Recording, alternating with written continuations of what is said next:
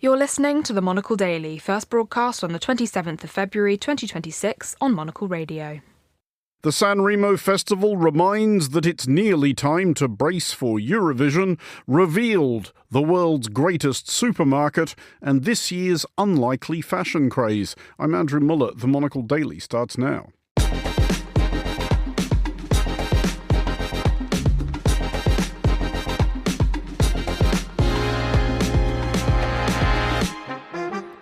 Hello and welcome to the Monocle Daily, coming to you from our studios here at Midori House in London. I'm Andrew Muller. My guests Lily Austin and Fernando Augusto Pacheco will discuss the day's big stories. We'll meet one of the human members of the digital pop collaboration Lucid Dreams, and we'll have our weekly wrap-up of what we've learned. Stay tuned, all that and more coming up right here on the Monocle Daily.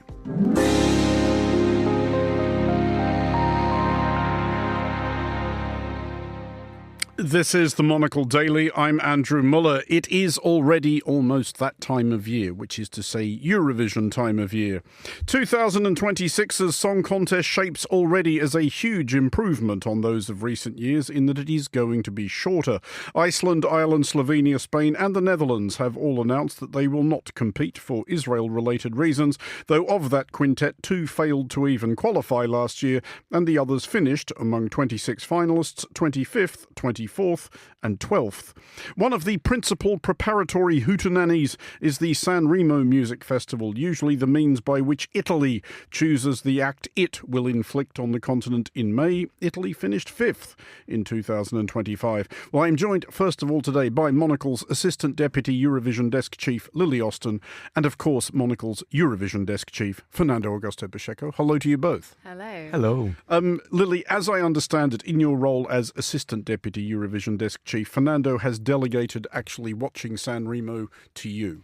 He has indeed, yes. It's my first Sanremo, but I have to contradict you right out the gate. No, that's not how this programme works. Because Eurovision wants to be Sanremo. Sanremo came first. Sanremo came in 1951. Controversial. 5 years later, Eurovision thought, well, the Europeans thought, we like what we see here. Let's go bigger, let's do the same, but for the whole of Europe. They watched a competition of Italian pop music and thought, we like this. Exactly. Okay, well, it takes all sorts. What have you gleaned from this year's Sanremo so far? Because, I feel like on the one hand, I should say to listeners that we will be playing some clips, but on the other hand, I want to keep the listeners we have, so I'm a bit torn. But what have you gleaned?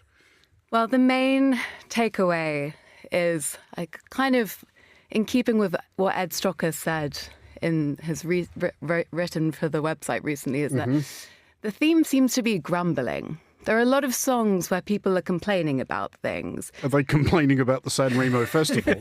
Because right there with them.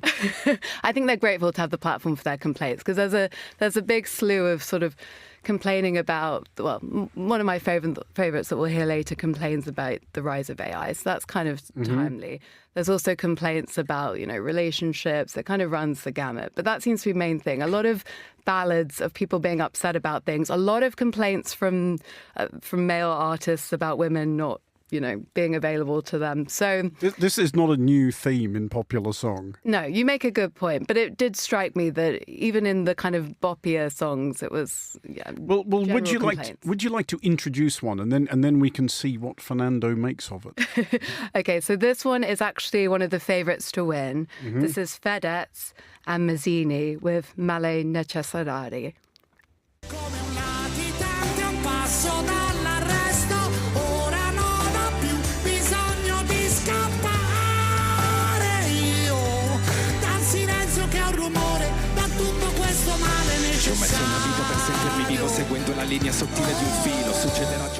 Fernando, that is, in my estimation, as a professional music critic of many decades standing, bloody awful. What did you think? I am not a fan. It's a little bit too dramatic, but in a bad way to me. And I feel sorry for Lily because she's saying she's starting her Sanremo career right now.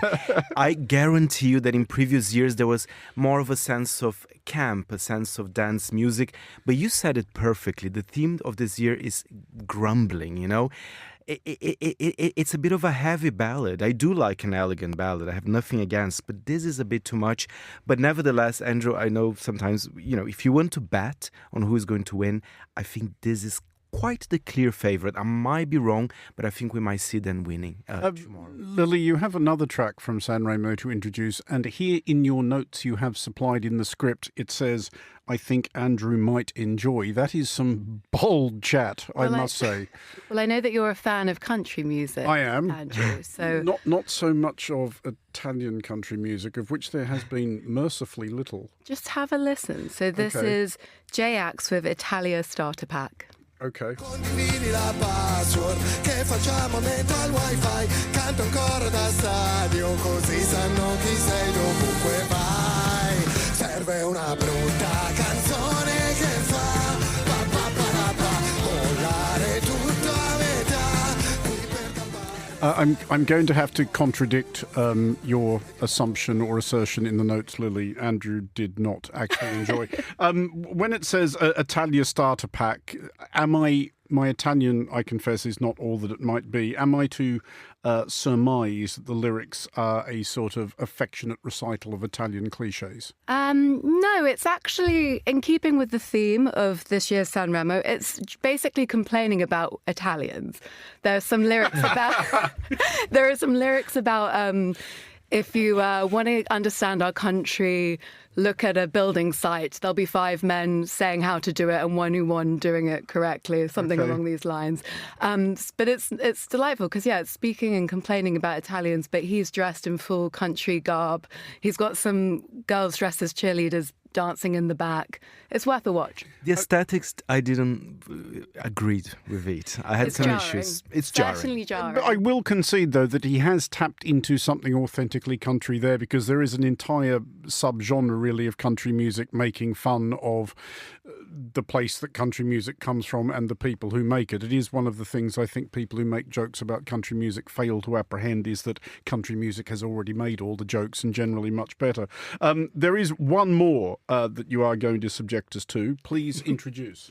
So this is my favourite so far. And again, I sort of teed it up before. It is a bit of a grumble, but this is Dagen D'Amico's I. Ho letto sul giornale che certe cose non puoi ancora farle con l'AI. La pelle dà un effetto eccezionale. Mi hai fatto stare proprio bene, me lo rifai. Ai, cosa mi fai? Mi dici vieni qui e poi te ne vai. See, that song, as I understand it, Fernando, is about how AI has ruined his life. Ironically, that song has ruined mine. Well, listen, as an AI skeptic, I quite like it, actually. It's my favorite from the 3, and I can totally imagine this going to Eurovision as well. I don't think he's going to win, but the message is clear. It's a backlash against AI. Let's delve deep, There are strong themes there. And it's smart. It's a fun play on words, like We do have a guest coming up later in the show to who I can put these and other concerns. But we will move mercifully along to the new edition of Monocle magazine, which is on a newsstand near you and includes, among other manifold delights, the inaugural Monocle 100, our big list of people, places, things and whatnot, which in some respect or other make the world a better place than it otherwise might be. At number 24, though I'm not sure if they're ranked in order of merit, we have Casa Santa Luzia, a supermarket in Sao Paulo, where, according to no less an authority than Fernando Augusto Pacheco, you can get your cold cut sliced just right or choose from a light selection of quiches. Yes, it's true. And this Fernando, makes... everything you write just sounds like innuendo. I don't understand how you do this. And you know what happened, actually, Andrew? When I came back from my holidays in January, I went to Casa Santa Luzia, as I always go, but I came with a strong passion this time because Casa Santa Luzia is celebrating 100 years in 2026. And I've emailed everyone from the magazine. I was like, guys, we have to do something and I need to write about it. And then they were like, you know what? Nobody's stopping you. Yeah. We're doing the Monocle 100 and I think this could be the supermarket to go. And that was one of my happiest stories ever. Fernando, what is it that is so special about this particular supermarket other than its cold cuts and quiches? Well, the cold cuts are incredible. And I think Brazilians, we care about cold cuts. And, do you? And we like them thinly sliced. Is that what those words on the flag say? Yes, we care about cold cuts. And, like when we order our mortadella, it's a big deal, especially old ladies. If you go to a bakery or Casa Santa Luzia, we like them very thinly sliced. If you give them thick mortadella, they will definitely not want it. How thin are we going here? Paper thin. They have to almost disintegrate in your hands, They have to be so thin. Sorry, maybe I'm exaggerating a tiny bit here, but, it has to be thin. I'm a bit... You may have to adjudicate here, Lily. I do not care for a mortadella through which you can read the newspaper. I think you can slice it to a point so thin at which it doesn't actually taste of anything. Yeah, you make a good point, but I mean... Are you hearing this, Fernando? I make a good point. I'm shocked. I think it's terrible to do that. I think it's vulgar even. Vulgar? Sorry, I'm trying to find an adjective here. This is fighting talk. We did want to try and talk a bit about what does comprise the ideal supermarket. I, for example, Lily, do not care for an automatic checkout. I will not, in fact, use them. You absolutely refuse. In fact, I know this of you, yes, from our travels for the foreign desk. Yes. I've seen that refusal in action. I mean, I'm with you. It's nice to actually interact with a person and not have to do the job for yourself that you would hope someone else would do for you. And I'm just going to get it wrong. So I'm with you. But I feel like the main thing is you want some whimsy in a good supermarket. You want to discover something fun, something unexpected. And that's what you get at Casa Santa Luzia, because you can get your usuals, like rice, beans or Coke or whatever you need. But then you can get a special pumpkin sweet puree with burnt coconut, which you can only find there. Or the biscuits when I go to Brazil, they're kind of Jewish biscuits. Sorry, I'm a bit stuck on what pumpkin spiced puree with burnt coconut. Yes, it's delicious. You can use it on bread in the morning or in a very simple cake. It's very delicious. It's better than marmalade, Sorry to tell you guys. Would you try? Yeah, absolutely. It sounds delicious. Sure, why not? When was the last time you were surprised by something whimsical in a supermarket, Lily? I'm shocked you had to ask me. That was probably when we were in Copenhagen and we went into the little supermarket there and we got lots of different versions of licorice. Yeah, which everybody hated. I hate it, but it was fun to see the options. It tells you something about the place you're visiting, which I really enjoy. And I think it's all about the stuff. In that sense, I agree with Andrew. I don't like, those kind of self-checkouts because at Casa Santa Luzia, for example, it's such an interesting story. They're celebrating 100 years and they're very successful. When I spoke to the owner, she's third generation, and she said, listen, we had the opportunity to open a second or a third branch, but we decided not to, because here is a very special place and we want to definitely focus on what we do well. And she basically refused to expand. And I think there's a lesson there. And that's why I think the place is so magical. Is it really a supermarket if there's only one, though? Isn't a supermarket almost by definition part of a chain? You know why I think it's a supermarket? Because as I said, you can buy your essentials. You can buy a bottle of wine. You can buy rice. You can actually do your weekly or monthly shopping. Burnt pumpkin puree with coconut. Exactly. Yeah. So it's not just like a little deli where you go there sometimes. If you are a local, my God, it is the place to go. And yes, and they have that special period. And just before we move off this subject, Lily, do you have a particular favourite supermarket anywhere on earth? Oh, I have to say I have a weakness for Italy. As in Italy, as in EAT. Again with the whimsy. Yes, lots of fun things to be discovered there. You should try it, Andrew. Maybe I will. But to the realm of fashion, where everyone is apparently presently all about the quarter zip top, i.e. the top on which, as the name very strongly suggests, the zip goes a quarter of the way down.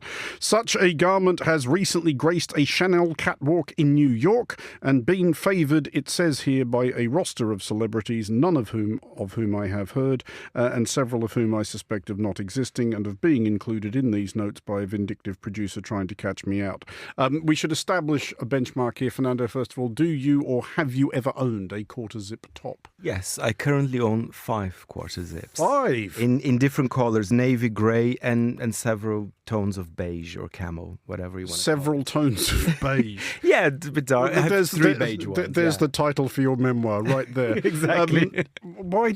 Sorry, I realise the focus here is on the garment, not the colour. Why do you have several tones of beige? Because I think it matches my skin tone, and I think it's very cool, right? Different occasions. Different occasions, exactly. How much deliberation of a morning goes into choosing which shade of beige you're going to wear? Well, depends on the color of my shoes as well, because I love Obviously. suede shoes. So I think they kind of need to match, not 100%, but they can be jarring as well. I can wear like dark brown and then a very light brown top. It has to be, there's a lot of thinking behind it, Andrew. Clearly. Lily, do you own a quarter zip top?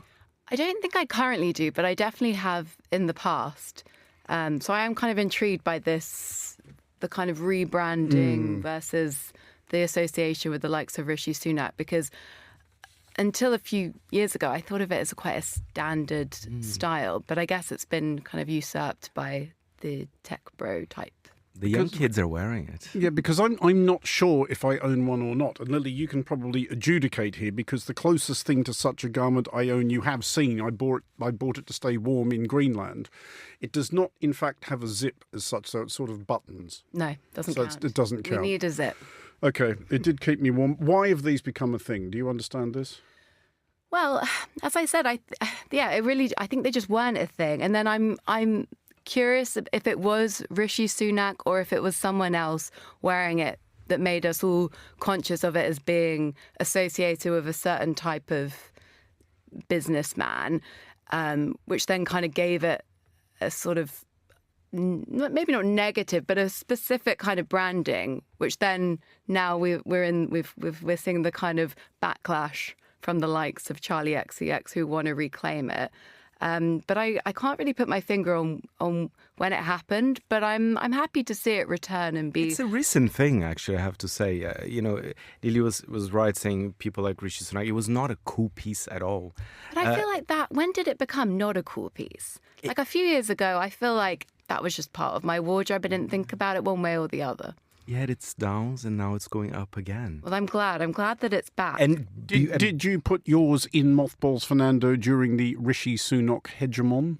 Well, I have to say, I'm a recent convert to the quarter zips as well. So maybe I am You're a bandwagon jumper. Exactly. Yeah. I am part of this young generation, but I love the flexibility because when I wear a sweater, I feel too hot. So I like to open the zipper, so then there's a little bit more kind of air as well. But I think what the crucial thing is about...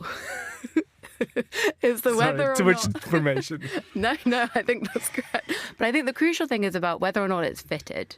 Because the Rishi Sunaks of the world wore a very fitted one on top of a shirt and a tie. And she's looking at me like I'm saying something very important.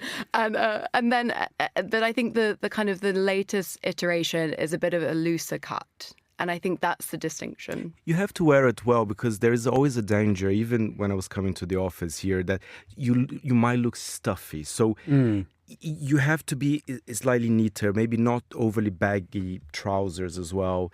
You have to be very careful because it is a dangerous piece. I think it looks good, but you have, I don't know, you can easily become like a bad dad. I'm not even offending the dads here. I'm saying a badly dressed dad. Well, on that cliffhanger, Fernando Augusto Pacheco and Lily Austin, thank you for your contributions to today's symposium. You are listening to The Daily on Monocle Radio.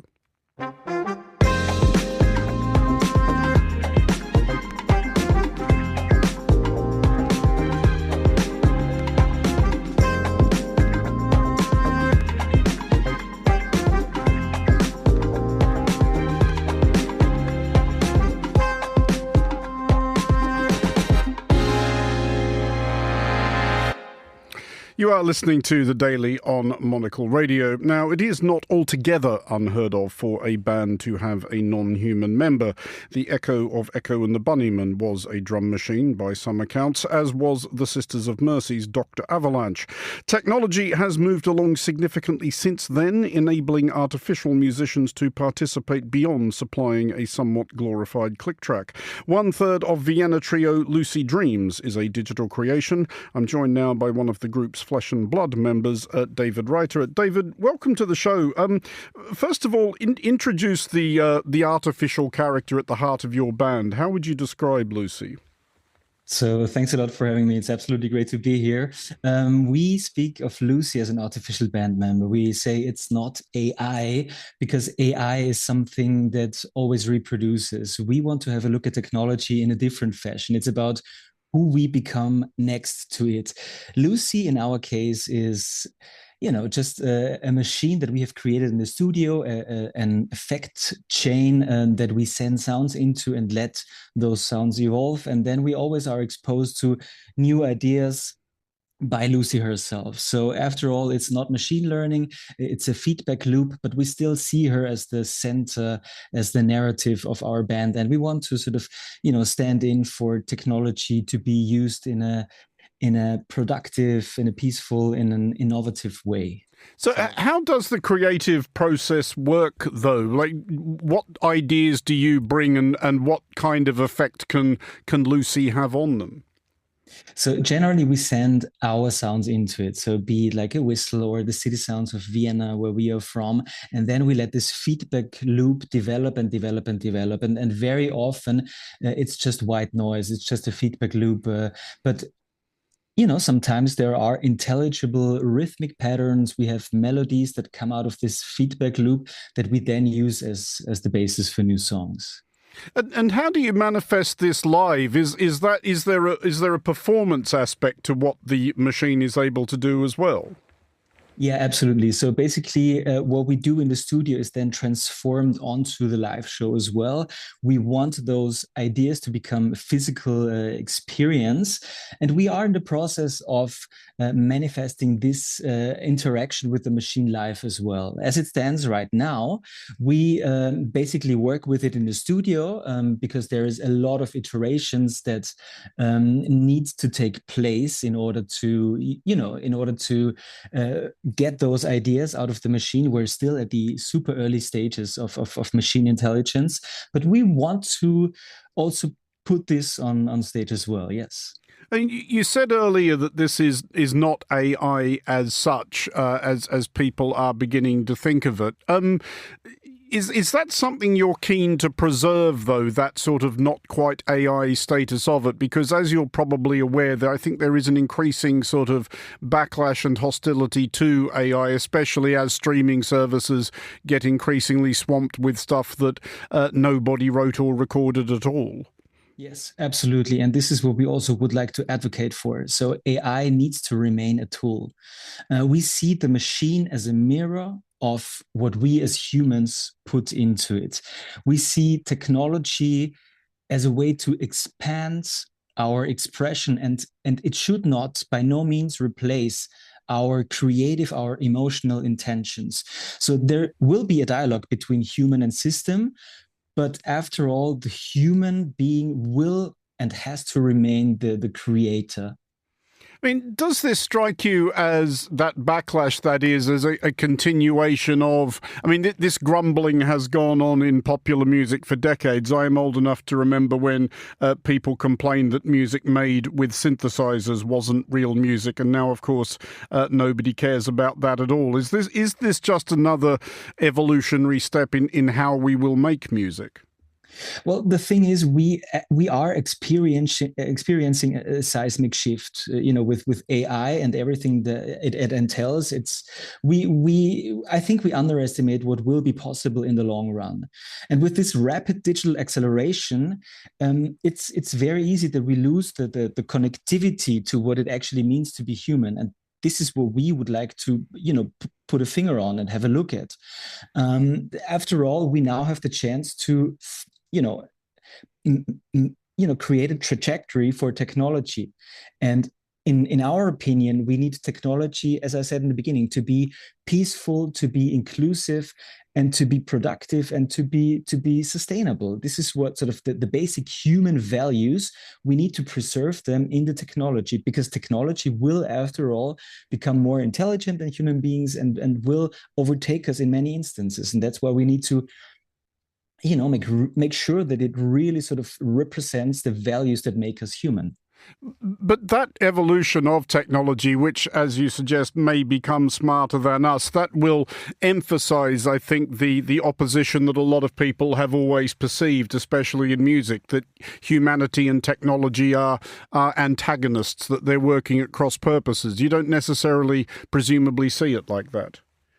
Well, we experience a cultural shift at the moment, not just this technological shift. And the key question needs to be what kind of artists, and I'm not only speaking about musicians, but artists in general, would we like to become alongside AI, right? So obviously the creative process, and I think the audience will always want to see the creative process, will have to be showcased in a way that sort of is in competition with AI. And in my optimistic opinion, it'll be the case that humans will want to consume human-made music or human-made literature after all. Well, David, thanks for joining us. And to play us out, I will ask you to introduce something of a mashup of tracks from your new album, VVVVV. I think that was the right number of Vs. Yes, exactly. So it's about we see it as a soundtrack to humanity's leap into the fifth dimension, basically a metaphor for a shift in consciousness when we live together with technology. And it's not just an album, we see it as an invitation for people to step into and to make up their minds themselves.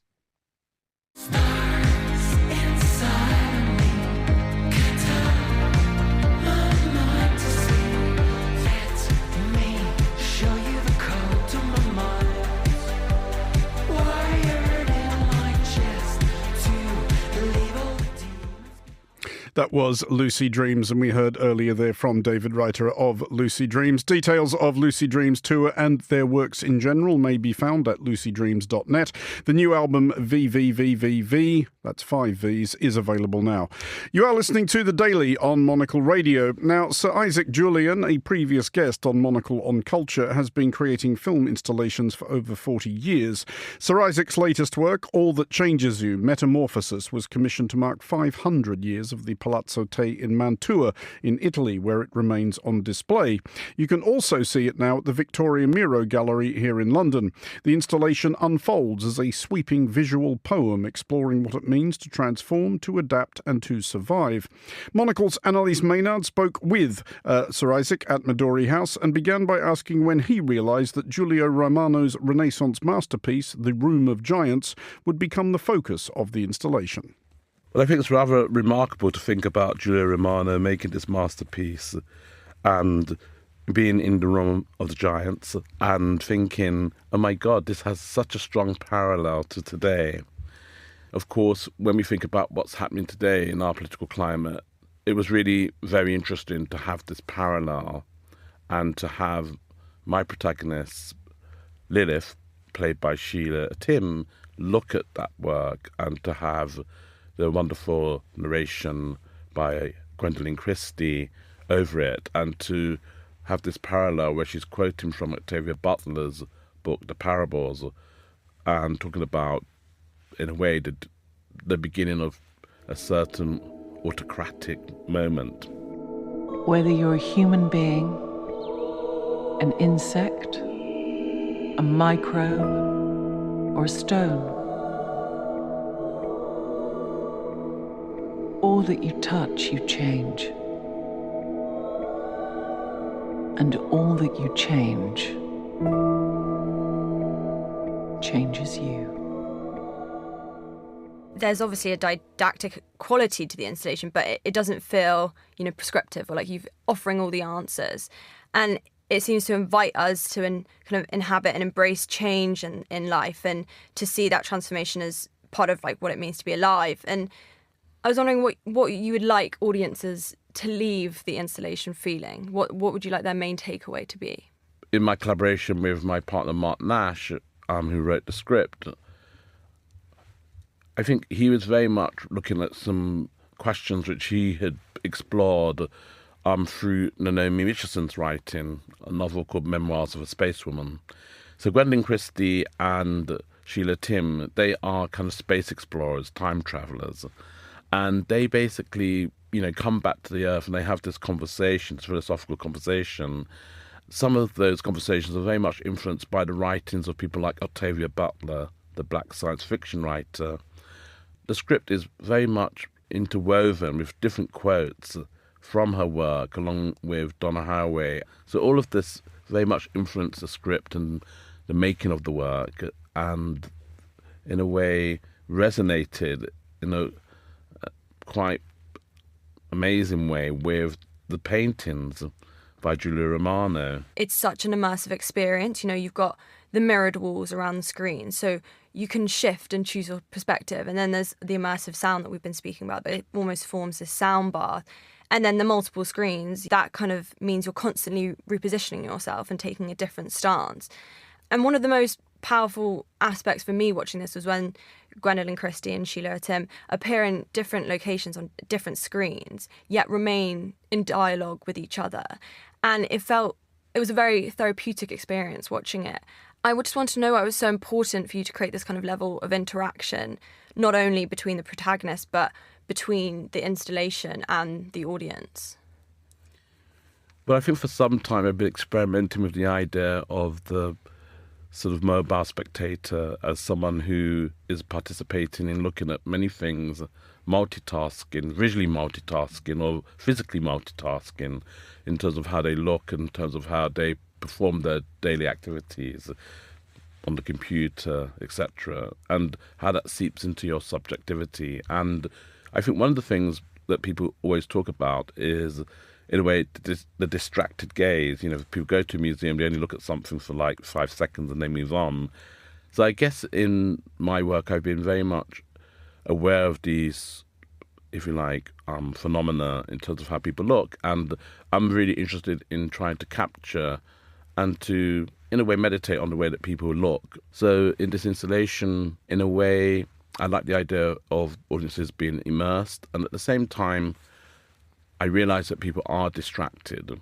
How can you work that kind of distraction into a work? And so with the multiple screens and the mirroring, in a way, it creates this kaleidoscopic effect. And at the same time, the sound, one's attention can go elsewhere, but there's a way in which you can find new ways of looking. It's reconfigured for the Victoria Mirror Gallery to 5 screens. What was the process of reconfiguring that? Did you feel it changed or approached? Well, I think what we did is in Palazzo Te Mantua, where the 10 screen is shown, we basically wanted to, in some ways, replicate that in Victoria Mirror Gallery. And I think in the 5 screen, what we've done is to create a more intimate relationship to the way that you're looking and the screens and their scenography and the way they're designed within the space.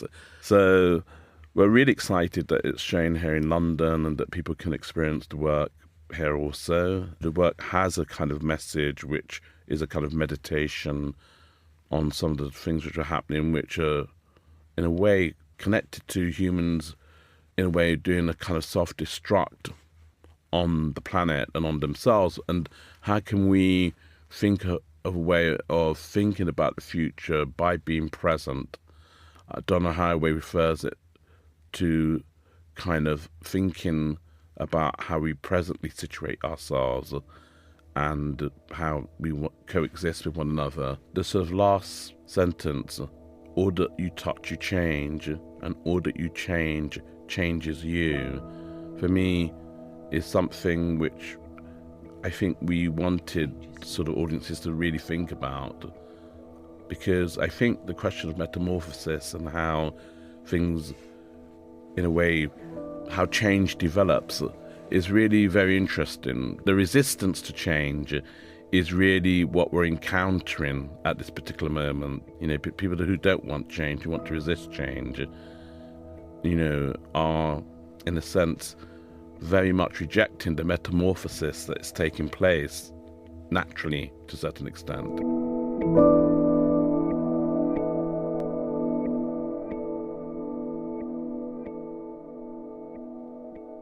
That was Monocle's Annalise Maynard speaking to the artist Sir Isaac Julian. Sir Isaac's exhibition, All That Changes You, Metamorphosis, is showing at the Victoria Miro Gallery until March 21st.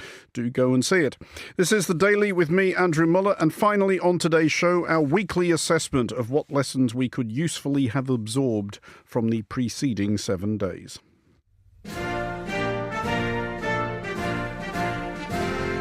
We learned this week that the State of the Union is... Our country is winning again. In fact, we're winning so much that we really don't know what to do about it. People are asking me, please, please, please, Mr. President, we're winning too much. We can't take it anymore. We're not used to winning in our country. Until you came along, we're just always losing, but now we're winning too much. Interminable. We learned that US President Donald Trump can correctly claim to have earned at least one honour, i.e. the title of deliverer of the longest State of the Union address on record. His 108 minutes at the lectern, easing past the 99 minutes put up by President Bill Clinton in 2000.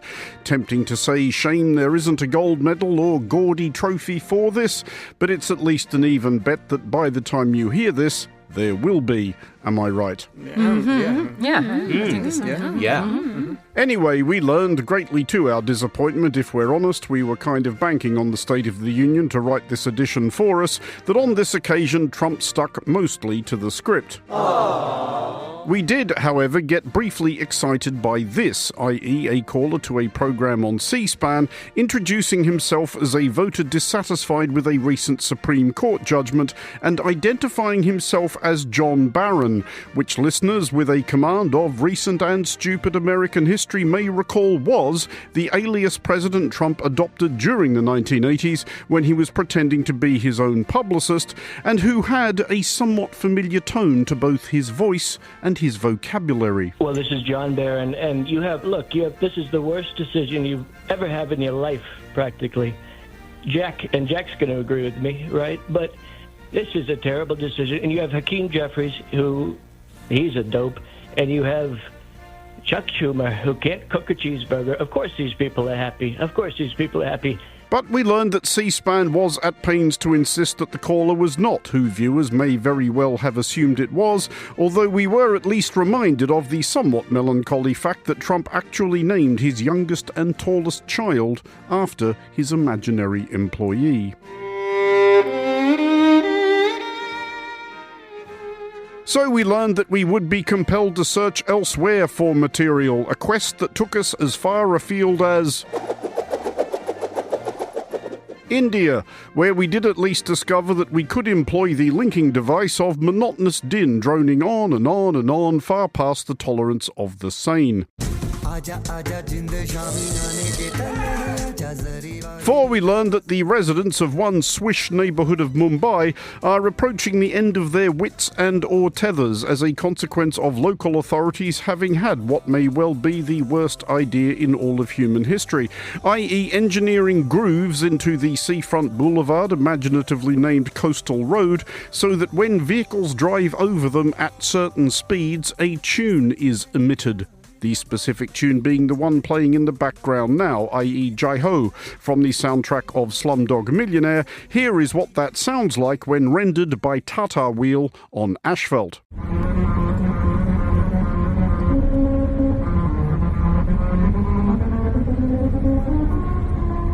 We learned that those within earshot are being subject to this racket more or less all goddamn day, every goddamn day. Yes, they're being driven to distraction. They're tired of it. They're feeling deflated. Like they're in a rut. Come on. Just get on with it. All right, settle down. On more or less the same continent-ish, we learned that Thai police had either mounted an ingenious undercover operation or merely sought to liven up an otherwise routine arrest to enhance station morale, give everyone a fun story to tell at a Christmas party, whatever. Hard to say. We learned that Bangkok's finest had determined, for reasons somewhat opaque to us at time of broadcast, that the best means of apprehending a particular miscreant was to join a parade commemorating Lunar New Year festivities, and while actually wearing one of the feline-themed costumes in which revellers suit up on such occasions. Claw enforcement, is that anything? We learned, however, that the unorthodox approach had worked, which I'm sure we can agree is the main thing. For Christ's sake. And that the streets of Bangkok had been safoned, if that even is a word. It isn't. To the tune of one ne'er-do-well. Seriously, do you know when this guy ever did well? Ne'er! Quite right. We just have to hope he doesn't try lion under oath.